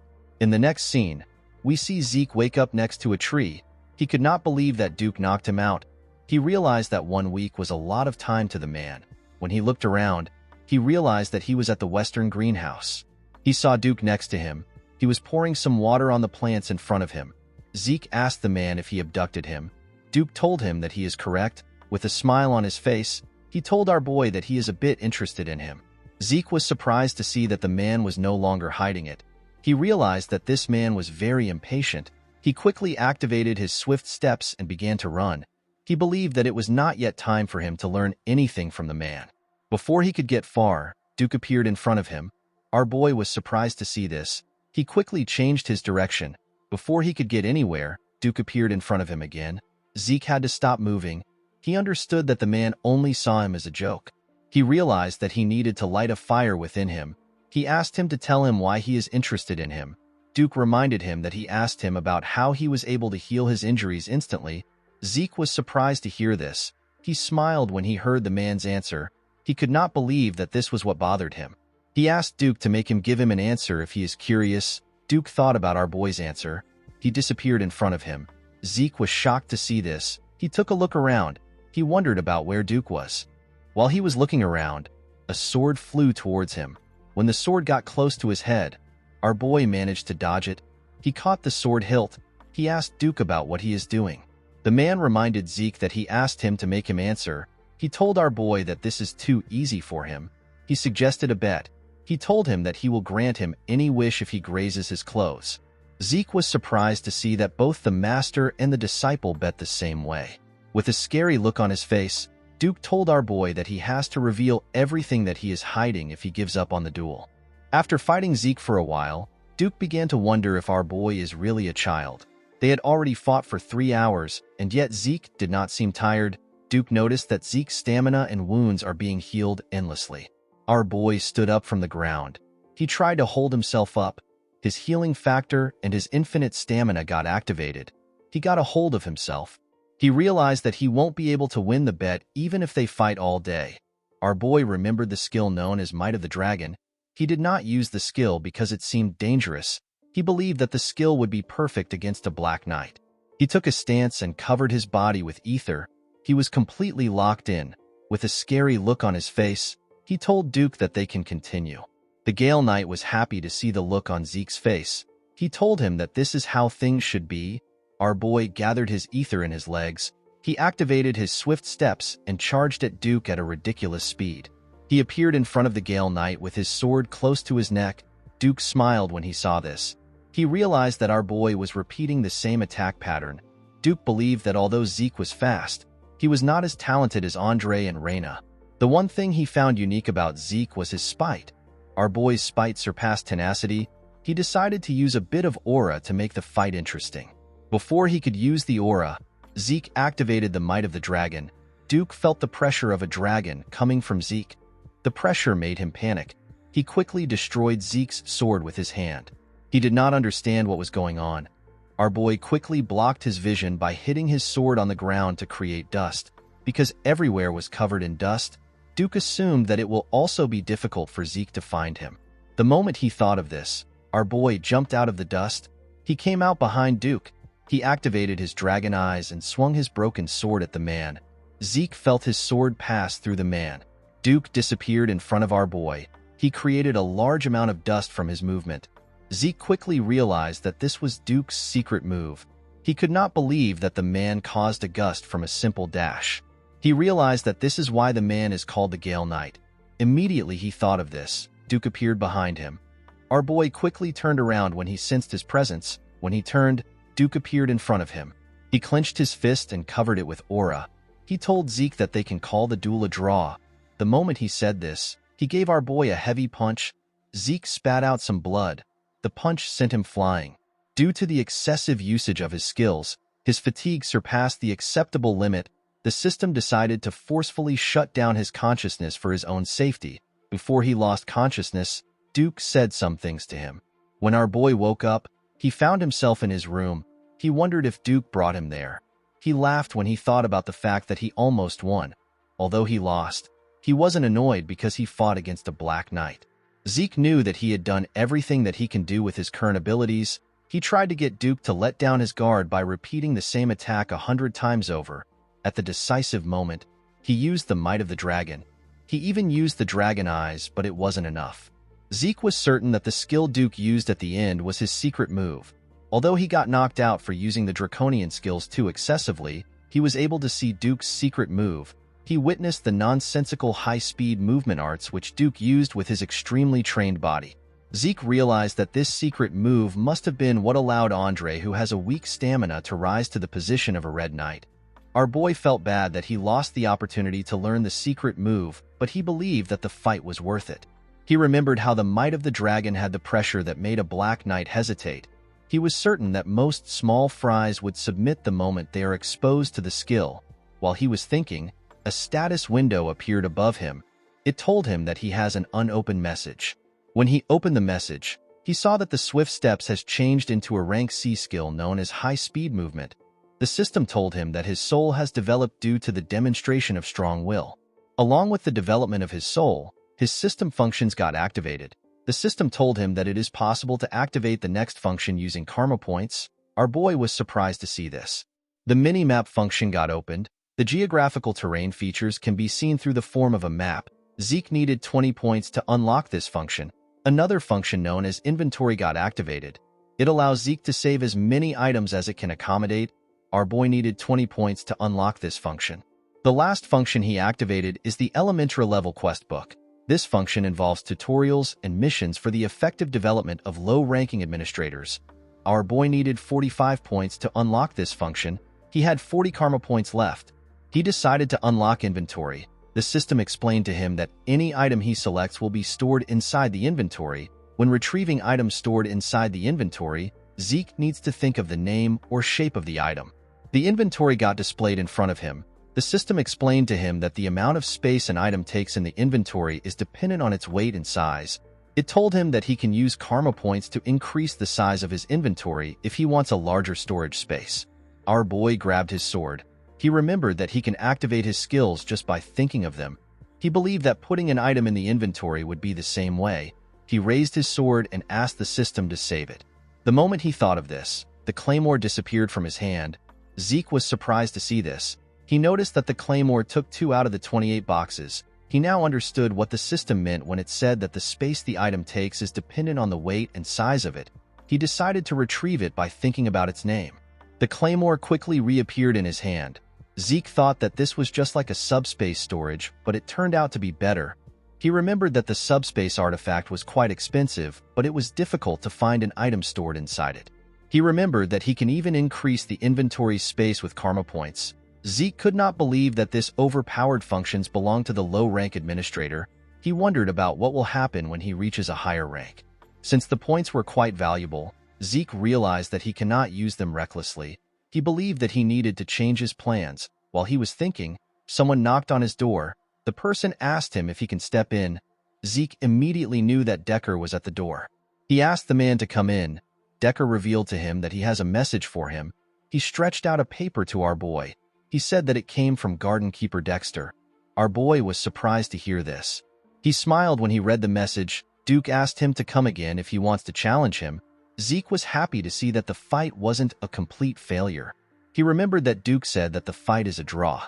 Our boy was happy to see that he still had the opportunity to learn from the man. The moment he thought of this, Decker told him that he has one more thing to tell him. He revealed to his master that he found the blacksmith he was looking for. Our boy became excited when he heard this. He asked the servant about when the appointment is. Decker told his master that there is a problem. He said that the blacksmith refused the appointment. Zeke was shocked to hear this. He asked Decker for the reason. Decker revealed to his master that the blacksmith doesn't make weapons anymore. In the next scene, we see Zeke arrive at a shop called Papner's Breath. Our boy found the name to be too grand for a workshop. He stepped into the workshop and asked if anyone is inside. The Sword of Radiance, known as Graham, is the masterpiece that Galleon forged. He gave it to Zeke as payment for saving his life. He is a man who deserves to be called the blacksmith of the soul. It was said that he can read the souls of the users before making their weapons.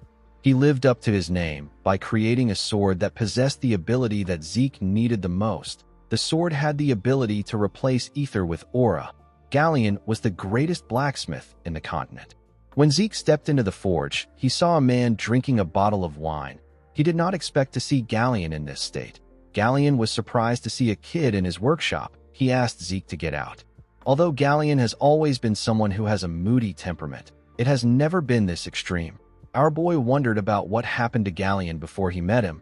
Zeke picked up a bucket of water and poured it on the man. He threw the bucket on the floor. With a smile on his face, Zeke asked him if he is awake now.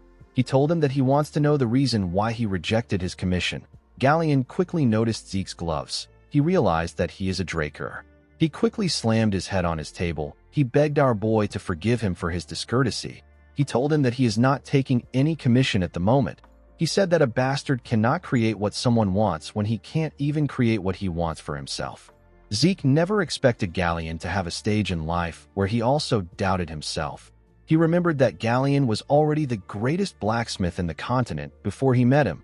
Galleon never told him about the life he lived. He realized that the blacksmith never shared his embarrassing past with him. Our boy was not ready to wait 10 years for Galleon to come around. The blacksmith was already having a serious mental breakdown. Zeke called out to him. The man quickly put himself together. He apologized to him for his disgraceful behavior. Our boy asked him not to worry about it. He told him that he wants to see some of his failures. Galleon told him that it is at the back.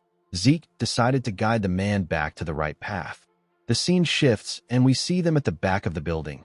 Galleon apologized to Zeke for making everywhere clustered. Our boy assured him that it is fine. He told him that it actually looks charming. He moved forward and picked up one of the swords. Galleon asked him to be careful.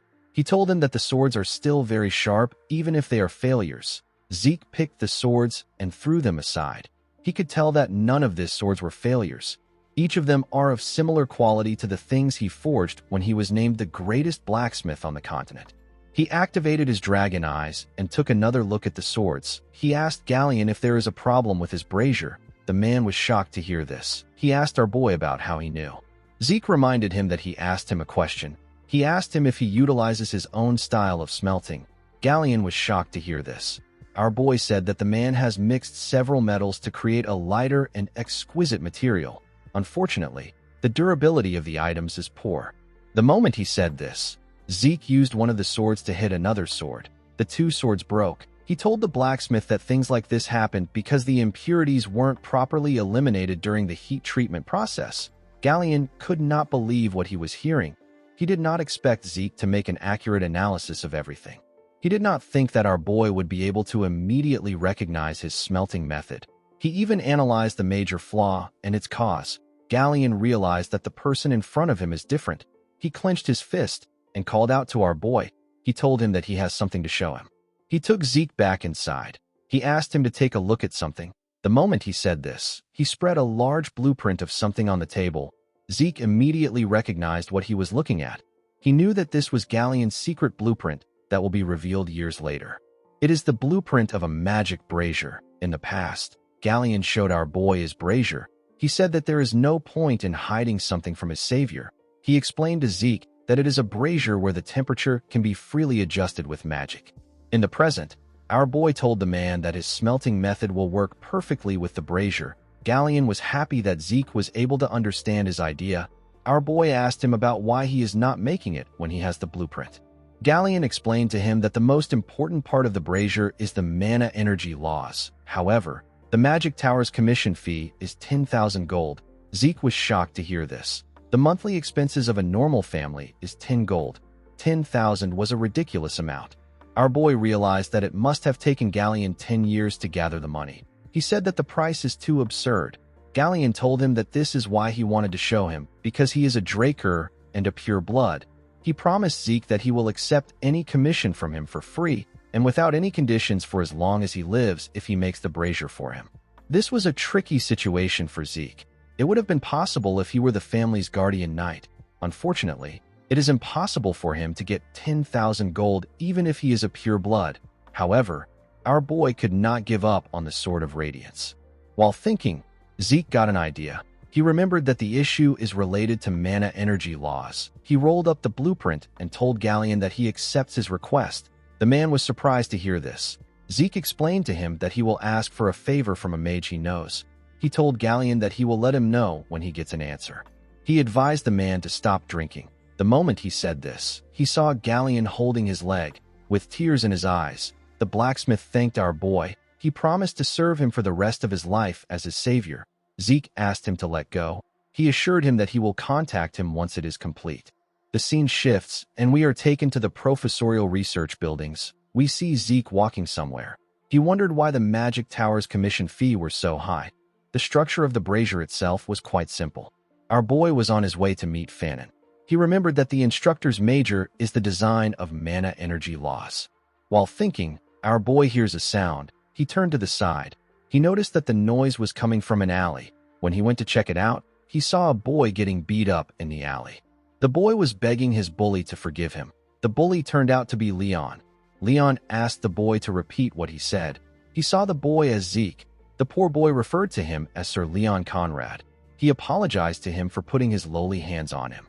The bastard referred to the boy as Zeke and told him that he said it well. He slammed his head on the ground with his leg. He told him that he will give him the opportunity to clean up the land that he messed up. The poor boy had no choice but to thank him.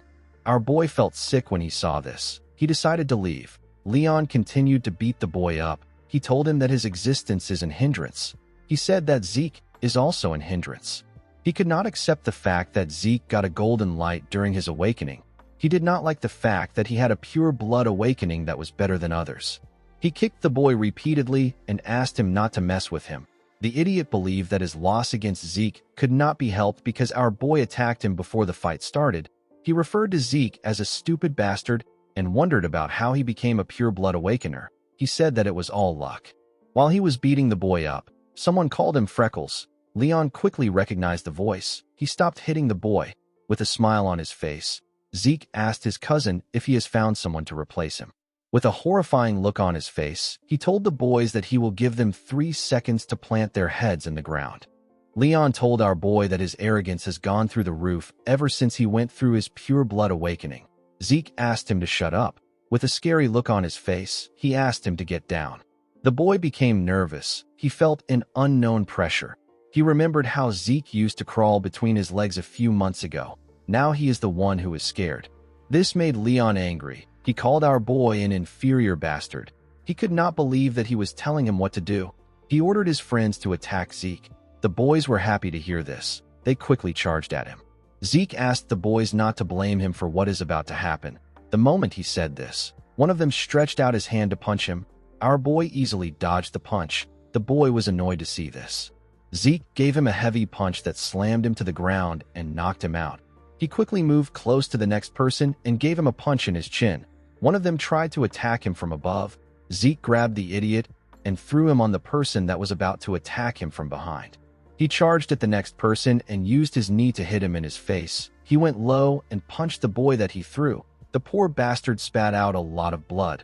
While he was down, Zeke used his leg to hit the person close to him in his chin. Leon was shocked to see what happened.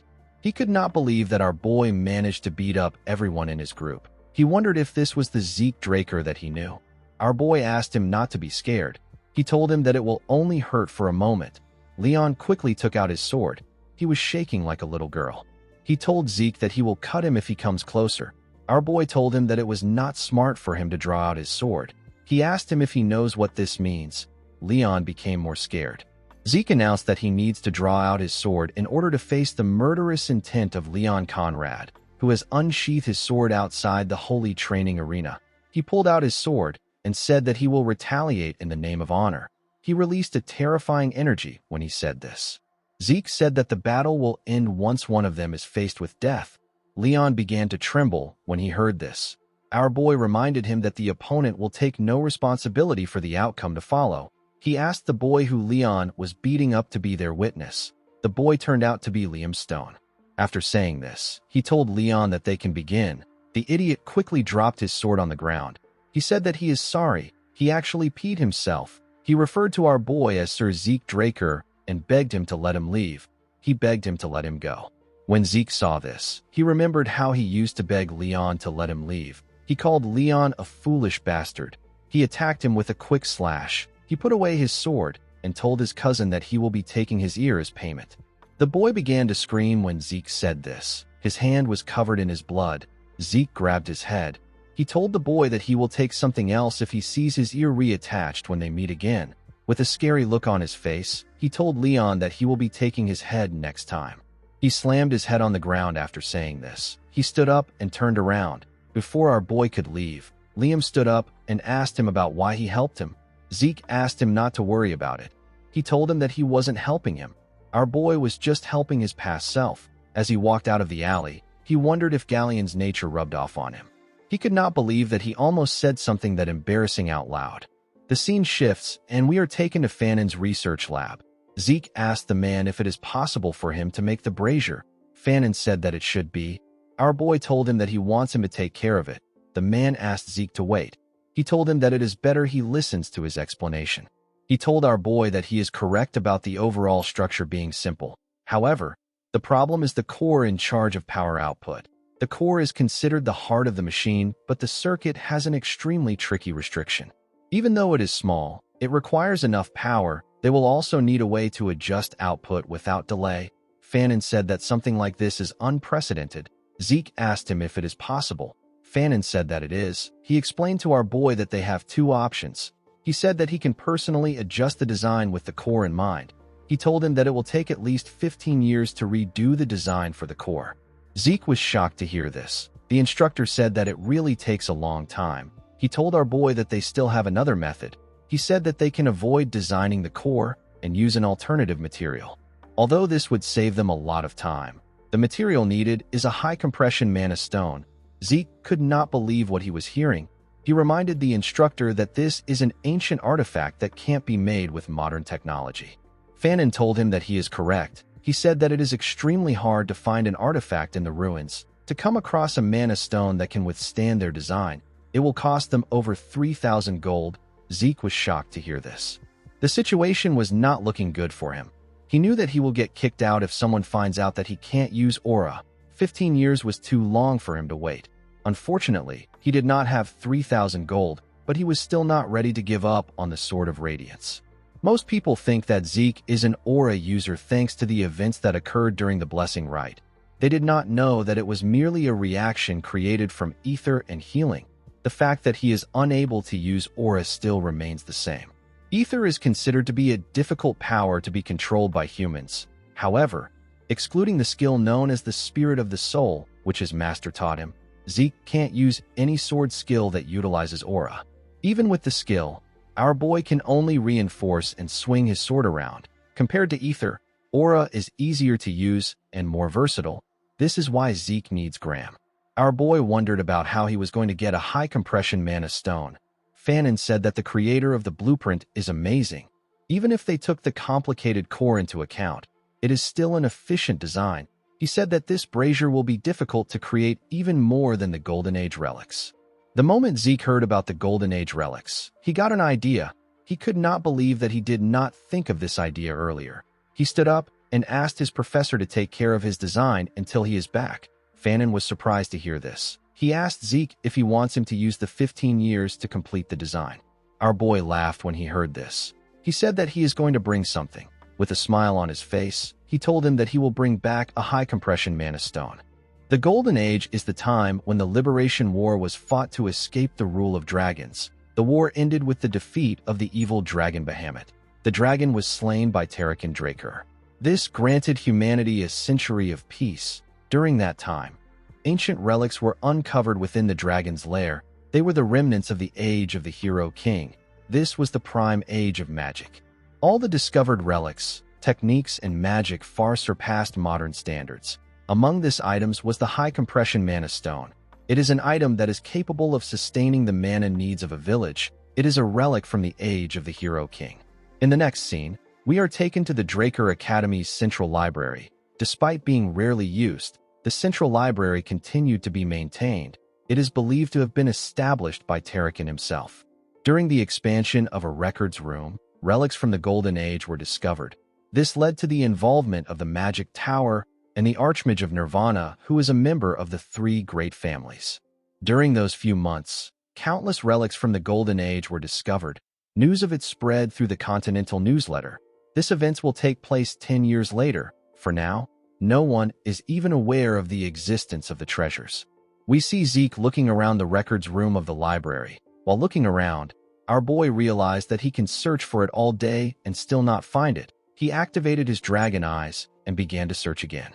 While looking around, he saw a tile that had a red glow. When he tapped the tile, he noticed that it sounded hollow. He activated the soul of the spirit and formed a blade made out of ether with his hand. The technique is known as cut. This was the only ether application for the soul of the spirit skill, which he learned from his master.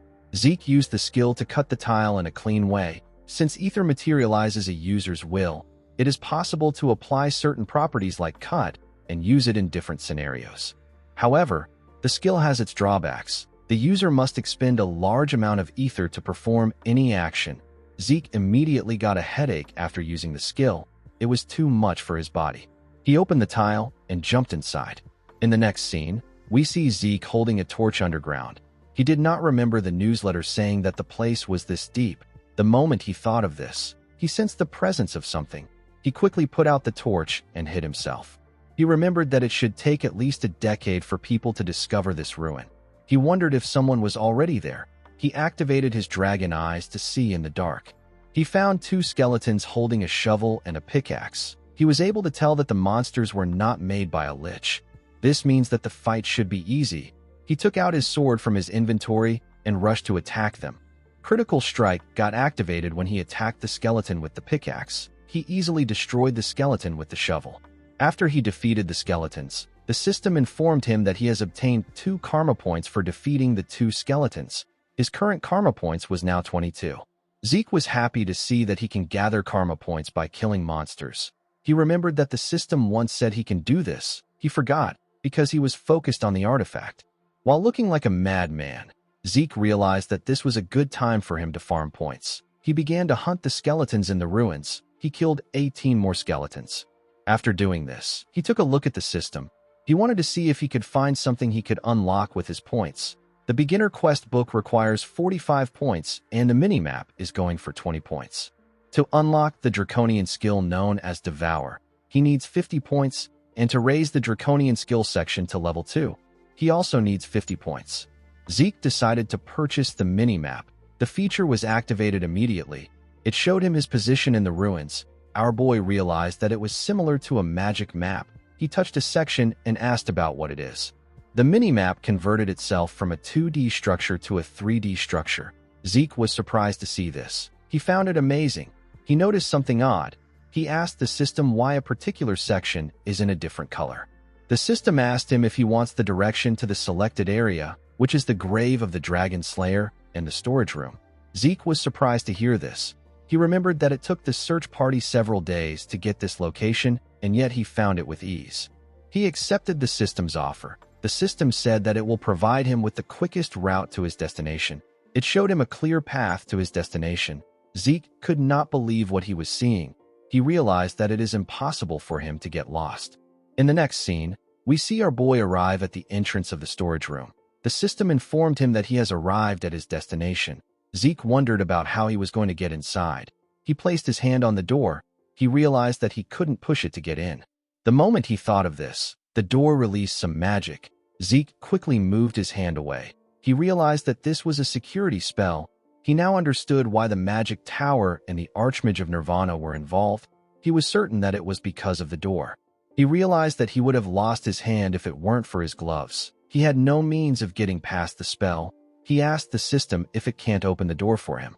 The system informed him that it has received the administrator's request. It said that it will connect with the security spell. It said that the activation of the automatic devices has been unsuccessful. It decided to activate the manual device. Zeke was shocked to see what was happening. He asked the system if it is responding to what he said. The system said that it is. It referred to our boy as Administrator Zeke Draker and asked him if he has any more requests. Zeke could not comprehend what was happening. He asked the system to tell him why it forced him to regress. The system said that it cannot answer the question. Our boy decided to ask another question. He asked the system to tell him what the administrator system is. The system said that it cannot answer his question. He asked the system to tell him who made it. The system said that it cannot answer the question again. It asked him if he has any more questions. Zeke felt frustrated that the system was not answering his important questions. He asked the system to just open the door. The system confirmed the request. It informed him that the grave of the Dragon Slayer, which is the storage room, has been opened. The moment it said this, the door got opened. When Zeke stepped into the room, he was surprised to see how large it was. He saw several treasure chests in the room. A treasure chest is a chest filled with valuable relics and treasures. Finding even one of these relics would be considered a miracle. When Zeke opened a chest, he saw gold coins and several valuable items. He could not believe that he was surrounded by hundreds of these chests. He quickly began to open them. While checking the chest, he found the item he was looking for. He found the high compression mana stone. He actually found a box filled with 4 of them. He used 1 point to create 4 more slots in his inventory. Unfortunately for him, he didn't have enough space for everything in the storage room. He decided to return to this place regularly until he graduates. Since he had found what he wanted, he decided to return back to the surface. Before he could take a step forward, he felt something. He felt an ominous energy coming from somewhere. He moved close to the wall to check the place. The moment he touched the wall, it released some magic. Zeke was shocked to see this. Before he could do anything, a magic circle got activated. The magic circle teleported our boy somewhere else.